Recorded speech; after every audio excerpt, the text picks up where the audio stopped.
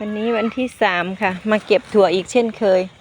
ดูเมื่อวานยังไม่โตเลยวันนี้โตอีกแล้วโตเร็วมาก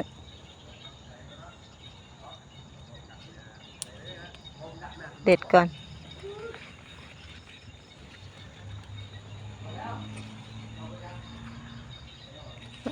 ปากนี้จะเอาไหมนะ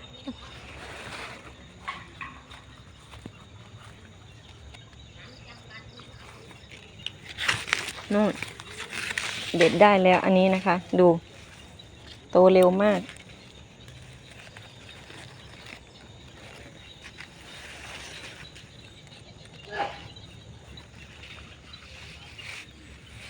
อันนี้ได้ยัง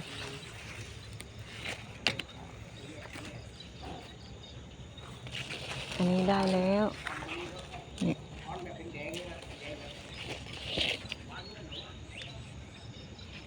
วันนี้ได้4 ฝัก